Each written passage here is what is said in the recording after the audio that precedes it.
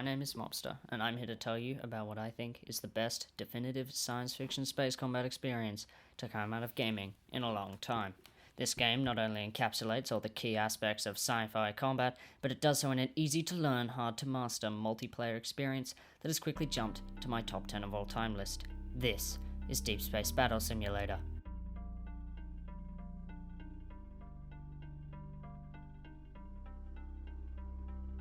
If you've ever watched Star Wars, Star Trek, not really Doctor Who, but 2 out of 3 ain't bad, any of those iconic sci-fi franchises that feature ships zooming around in space and shooting beams of light at each other at any stage, I would strongly recommend giving this game a go.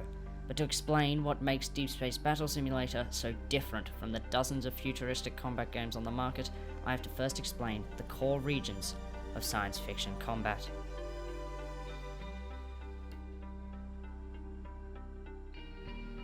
I would consider myself at least semi-proficient when it comes to science fiction games, having dipped my toe into the Star Wars, Halo, 40k and Borderlands universes from behind a controller or keyboard at some point or another.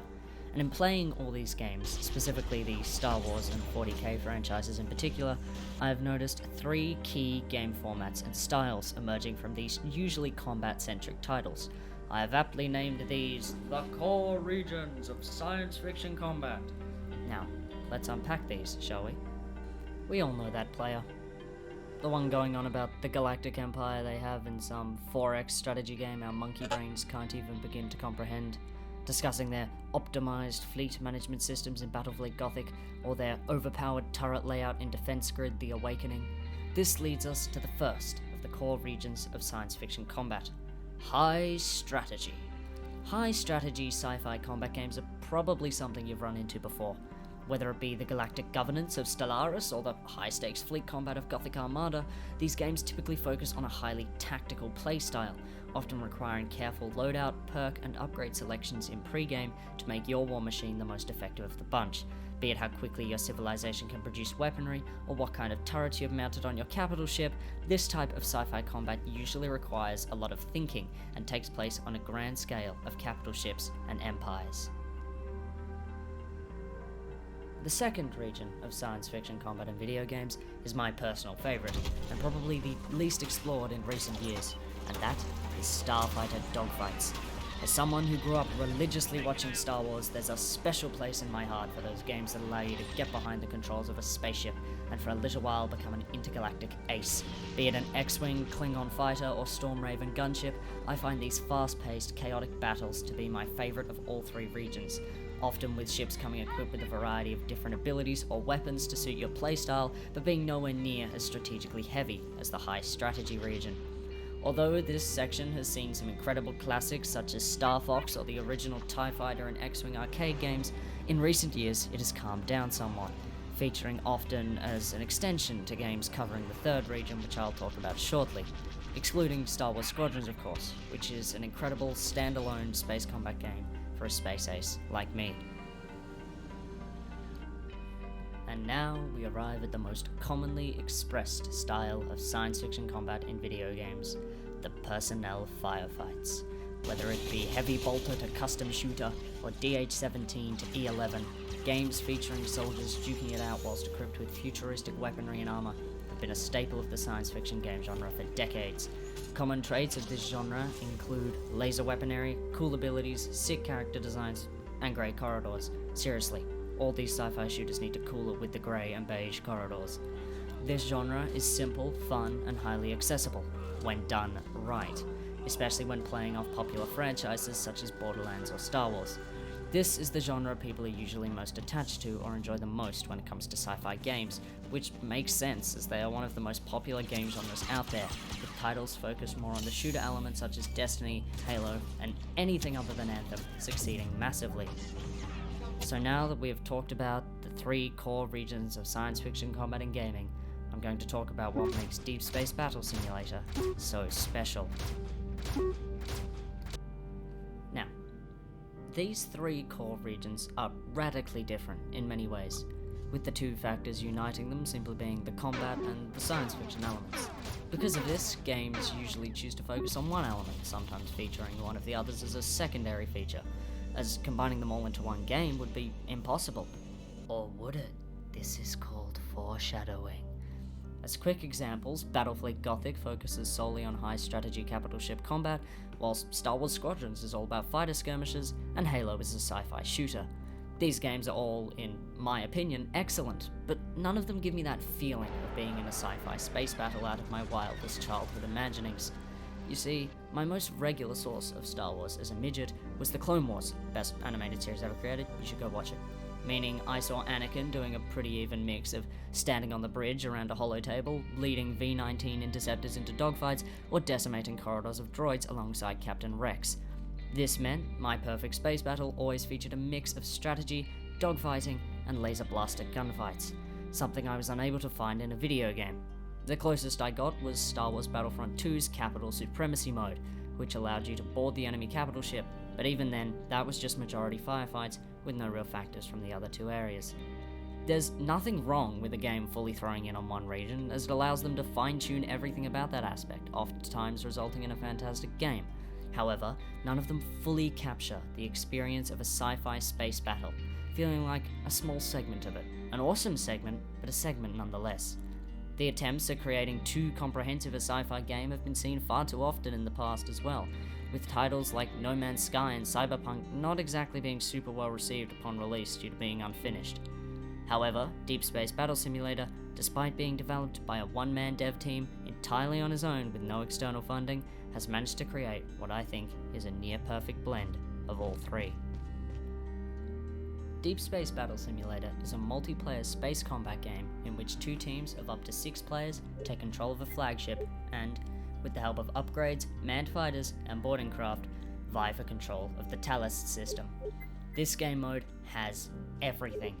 It encompasses factors from all 3 of the core regions into one hectic and fun-as-hell game mode. With fighter combat, capital ship high strategy, and corridor-to-corridor laser battles, this game mode is the definitive sci-fi experience. Now let me tell you how it works. At the start of a match, you get to pick your teams, after which you are taken to the pre-game menu. In this menu, the high strategy component of the game really shines through, with the team captain, or the whole team if you change the server permissions, picking the layout of turrets on the top and bottom of your flagship, with a good setup allowing you to attack the enemy whilst also using flak fire to take out boarding pods and the like. In this menu, you also select which fighters your flagship hangars will hold, be they slow and high damage bombers or light and fragile stealth fighters. The right fighter, with the right pilot, can turn the tide of a battle. Next, you choose the upgrades your capital ship will have in this particular conflict, ranging from a better shield generator to repair droids to an experimental super laser. The upgrades you choose will affect how you play the game. Once you have selected all these, you pick your class. That's right, this game even has classes, with 3 of the 5 currently available, each fitting perfectly into one of the game regions, and the other 2 being somewhat of a mix. After this, it's time to ready up and enter into the battle. I gotta admit, coming out of hyperspace on the bridge is still my favourite part of this game. From this point, the fight is on, and this is where the game's genius shines through, with an equal mix of all 3 core combat types and a good team dynamic key to triumphing over your opponent. Let's stick with high strategy play before moving on to the other 2 areas. The high strategy aspect of Deep Space Battle Simulator is in the piloting and managing of the flagship, with energy redistribution, careful maneuvering, and well-timed torpedo salvos all taking place from the bridge of the capital ship. This is key to winning a battle, as leaving your capital ship to manage itself without redistributing shield energy or maneuvering out of enemy super lasers will spell your doom. The class most well suited to this role is the officer, who gains buffs on the bridge and can give orders for bonus points to the rest of the crew. Next up, we have the fighter skirmish element, which Deep Space Battle Simulator excels at. Your capital ship comes with 4 hangar bays, each capable of holding 2 fighter craft, which any member of the game, hostile or otherwise, can hop into and pilot. All fighter craft come with 2 lock-on homing torpedoes, and some, such as the bomber and stealth fighter, come with additional abilities. Thanks to predictive targeting and fluid controls, the tiny fighters still feel intense and fun whilst engaged in combat, rather than just flying around trying to find the enemy. Believe it or not, the best class for playing with this region is the pilot, getting a buff to ship speed and health. The best part about flying the ships, however, is getting to pilot them out of the hangar, which just makes me happy. The third and final region is the first-person shooter aspect. Now I hear you asking, Mobster, if this game takes place in space, how are you supposed to have gunfights? And to that, I answer boarding craft. You can pilot your ship into enemy hangars if you open the door somehow, and from there cause chaos aboard the enemy craft. From killing their crew members to disabling their engines, a good boarder can bring the opposition to their knees. The gun combat in this game is still in very early stages, with no recoil and lasers having no real impact, but considering it's in early access, that is to be expected, and it's still really fun. The best class for boarding is the Marine, who also has an anti-personnel missile if things get ugly. The amazing thing about these three regions is they all seamlessly combine into a single competitive game mode, leading to a definitive, fast-paced and fun space combat game straight out of the Clone Wars. You aren't consigned to one battlefield role either, and can do any of these regions with any class all in the same round. The open-endedness for play and strategies is wild. In addition to the capital ships, there are also frigates, medium-sized craft that can freaking dock onto the bottom of capital ships, enemy or otherwise, or fly off to cause chaos on their own. In the largest current battle size in the game, there's also a space station, which the teams can board and compete over for points. This game has it all, with the dev adding new updates at least once a week with bug fixes, improvements, and new content.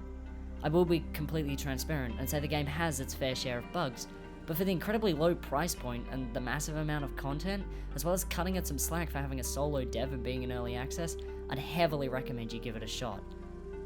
So that's Deep Space Battle Simulator, perhaps the greatest sci-fi game of 2020, and a fantastic project that combines all levels of sci-fi combat with a massive amount of potential. Now, excuse me, I'm going to go blow up some spaceships. Thank you so much for watching. If you enjoyed the video, please consider hitting the subscribe button, as I hope to be uploading more Deep Space Battle Simulator content soon. And hey, if you see me in the official Deep Space Discord, don't hesitate to hit me up for a game or two. May the Force be with you. Mobster, out.